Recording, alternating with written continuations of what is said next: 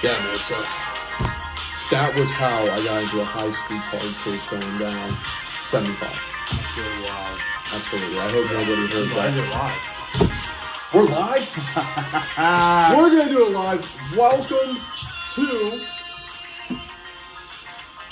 People forget.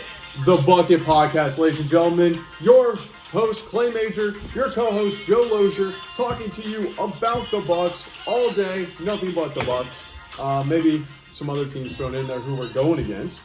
So thank you for all joining us today. Hey, Joe? Yeah, man. Thanks for watching.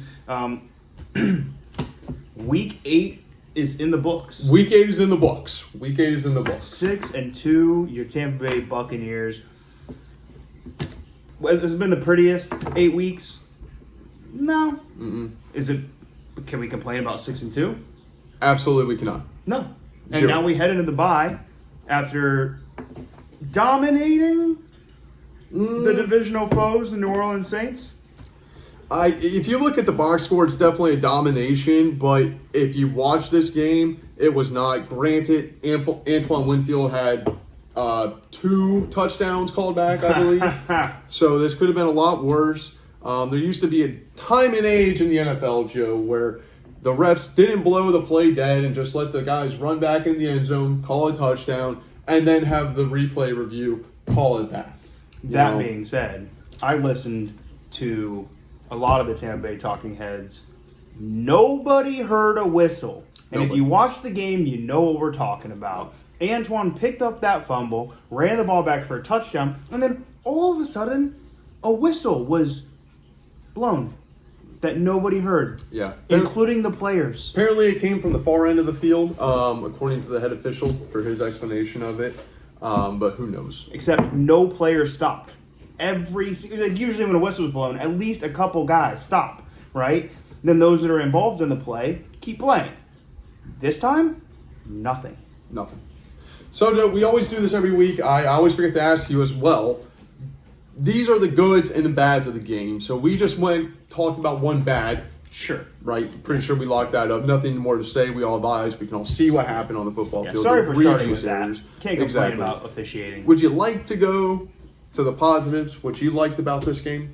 Chase McLaughlin, 3 for 3 on field goals, 55. Always a good time to start out with a kicker. Yeah. Kickers are people too, all right? Maybe. Yeah, and 2 extra points because we scored 2 touchdowns. One of them was defensive. Yep. Shout out to Charlie Heck, one of my likes in this game. He actually looked pretty decent. Okay. He looked pretty decent in this one to me. Yeah. Another thing I like, if it's okay to piggyback on this, is because Jamel keeps making a scene. It's just Jamel Dean. Yeah. It's just Dean. It's just Dean. It's just Dean. Yeah. Which is crazy. I also heard another stat today, Joe, which I have written down here. Hasn't allowed a touchdown catch since December 24, 2023. That's 741 consecutive pass Jamel Dean? reps. Jamel Dean. No way. Swear to goodness. Read this on NFL before I left work today. That is a stat. Isn't that insane? Wow. Also, speaking of 23, Antoine's first pick since 2023. And finally, Joe, my last good in this that I want to get to is Servassier Dennis. Really? Get your flowers, son. I'm sitting here. Go ahead. He had 7 tackles and 1 sack in the first quarter. I didn't bother to look up the rest of the stats. He had 7 tackles in the first quarter. 7 tackles, 1 sack in the first quarter. I did not see that. Did not see that. So that is what happened, and did not look at the rest of the game. Okay. So those are my likes in this That's show. a great. I mean, to think about 7 tackles and 1 sack in the first quarter, it really sets a precedence for the rest of the game. It also tells you how game bad plan. your offense is kind of doing. Oh, I mean, time of possession was absolutely horrendous. It was really bad. Yeah. And even just the offense just seemed lackluster. I'll give my flowers. Sean Tucker got 12 touches. Turned him into 41 yards, I think it was. 42 and 1. 42. Outrushed Rashad White. Yep. Yeah. Got his touchdown. So good job, Sean. That's cool. It was good. It was good to see. I like that. Absolutely. He plays good against the Saints. Yeah, absolutely. Negatives? Things we didn't like? Ooh, you want me to go first, Joe? Because I have a whole laundry list. Not to be those negative Nancy's, but I mean, no, but it was a very. You were here Sunday. Fam was here. Had our friends over. Did a nice little barbecue, and it was just it was a boring game. It was boring. It was a boring game. Yeah. And I'm one of those freaks. I like those boring games. Yeah. You know, I'm one of those nerds, man. I love the defense. It was a great defensive game. Great defensive game. Good game for the Saints. Yeah. So some of the things I didn't like, quick concession, Joe. That's the right word? Concession? Consecutively? Concession, right? Concession is when you give up a concession. In concession. In concession. Like French fries or hot dogs. Go to the concession stand. We are stuttering real time. There is a glitch going on right now. Microphone's just dangling there. 40% pressure rate allowed by Like and subscribe. Tristan Wirfs. 2 sacks against Chase Young. Interesting, right? So, like, we saw Tristan Wirfs be human.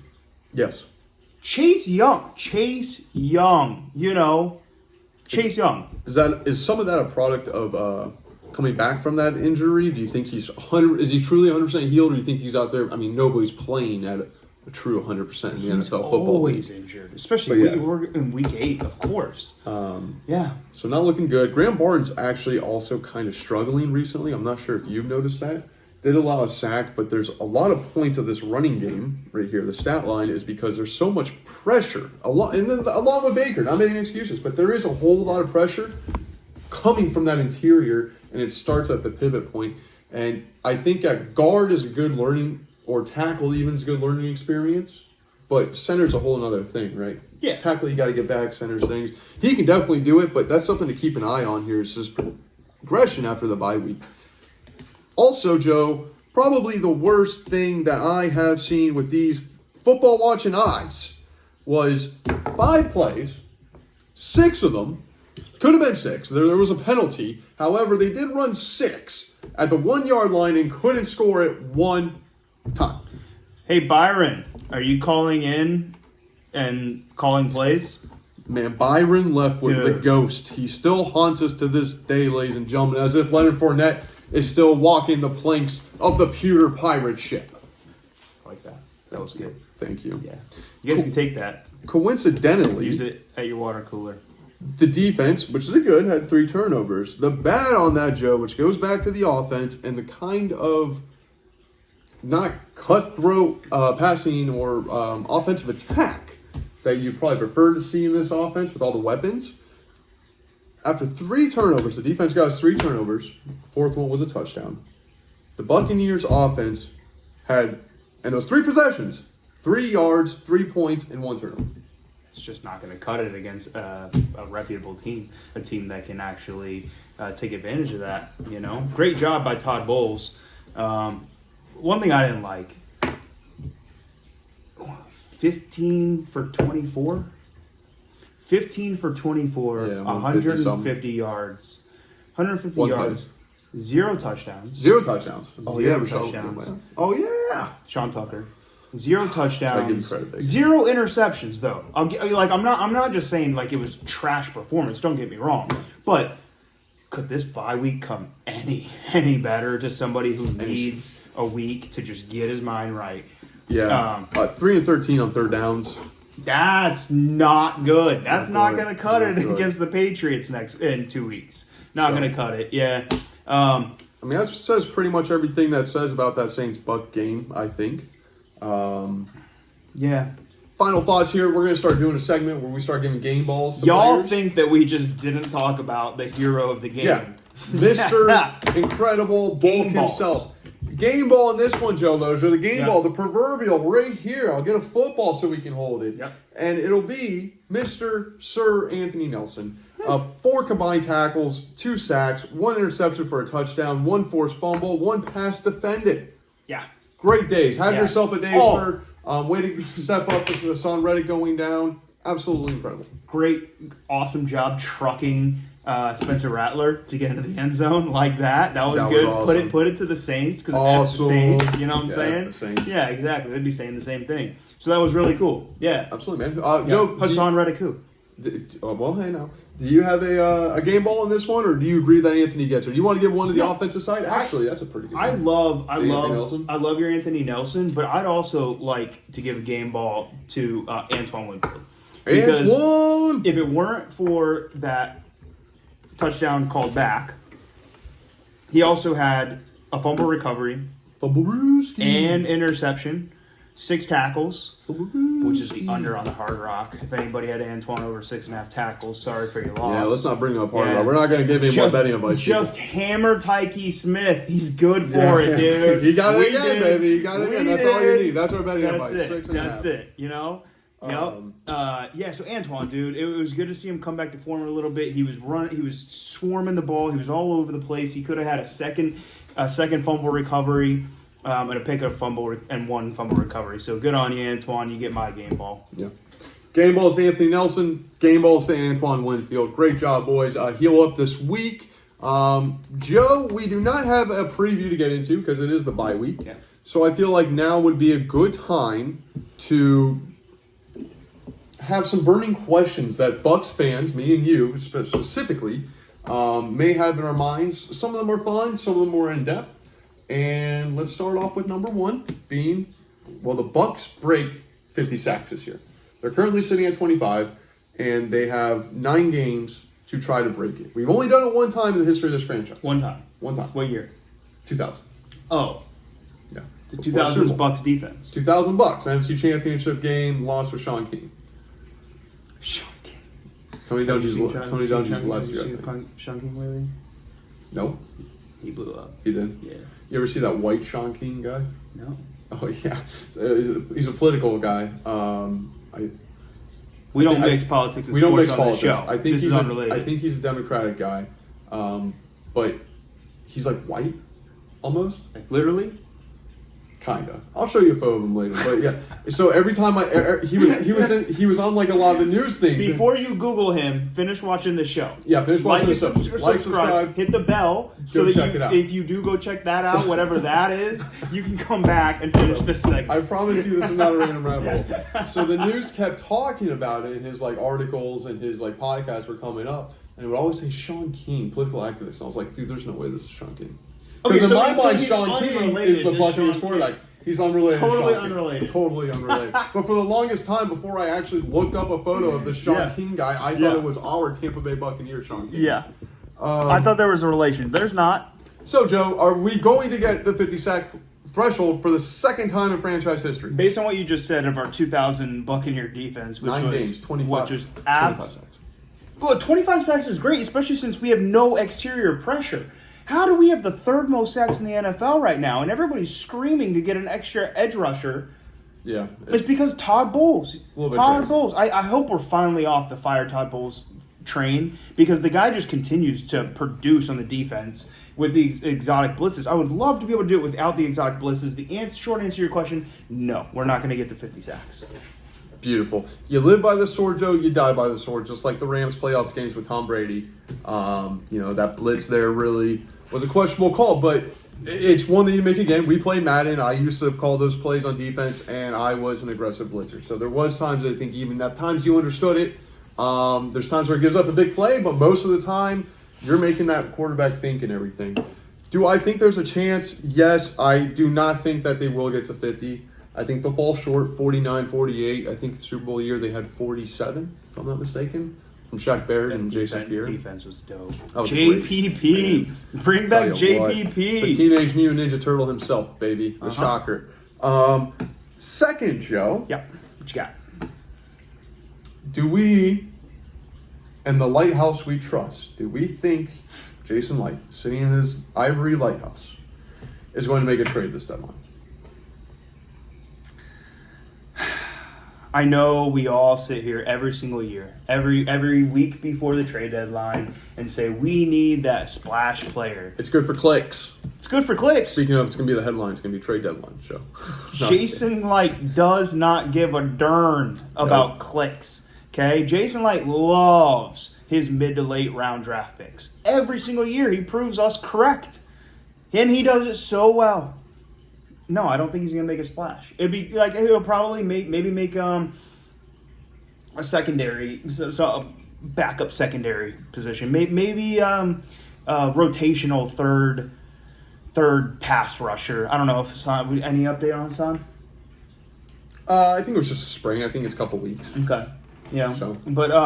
But like obviously everybody's screaming to get an extra pass rusher. I mean, Anthony Nelson, that was fun. Is he going to do it for the rest of the season? We don't know. No, he has a couple break spots here. If he did make a splash play. Yes.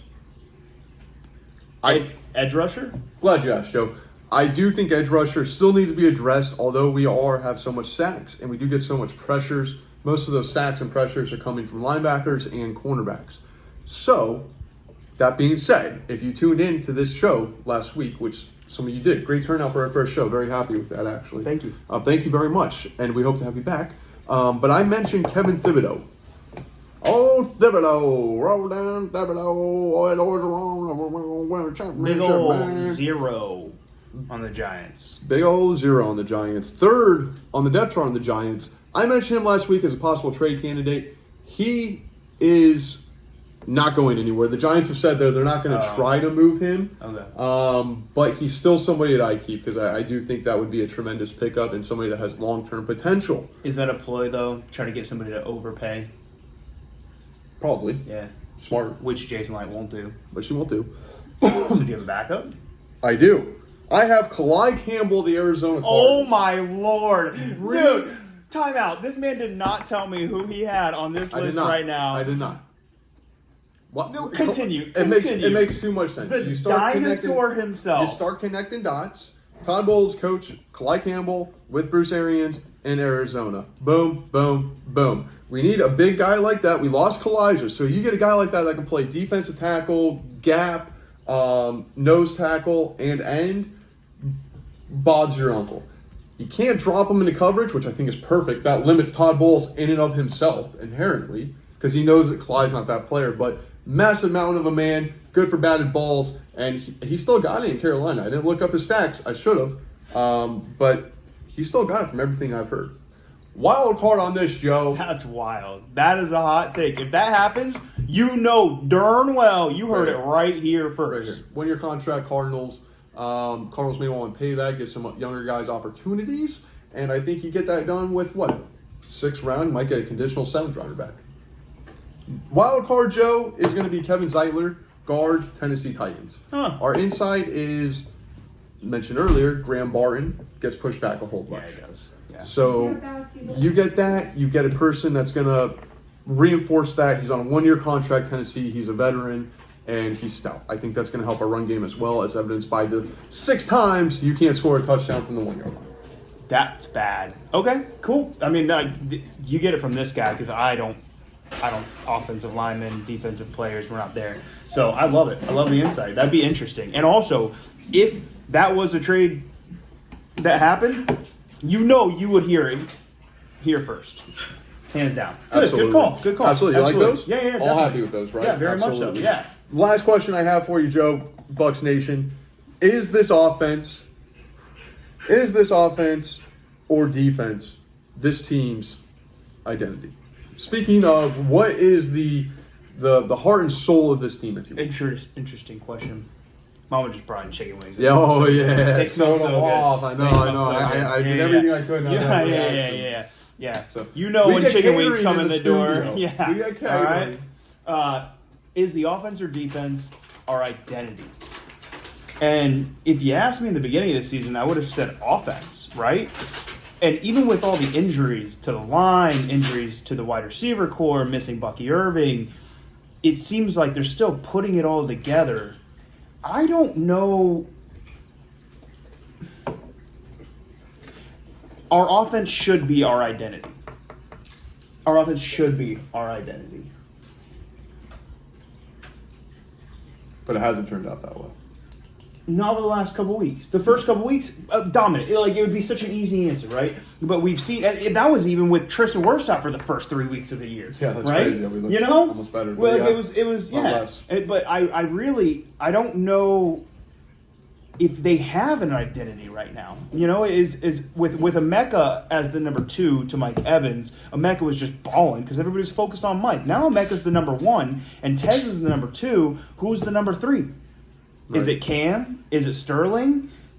But I get that.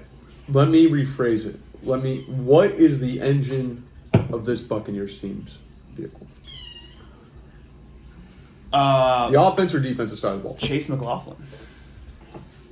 Special teams does not count, Joe. That is not a real Kickers football are unit. people, too. That does not count. Kickers are people, too. It's for the third stringers to get their work in. You tell me. I feel like you might have a better idea of where this is going. It's a really good question. At this point in the season, I think it's the defense, and I think it needs to stay the defense. We don't need an explosive Detroit Lions-style offense. We don't need that, right? Baker is great, and Baker is good, but there's no need to put the whole weight of the world on his shoulders. The defense can keep this close games if the offense can just move the ball down the field, punch it in when they can, especially when you get 4 takeaways and you get more than 3 yards off of 3 of them, you know? Yeah.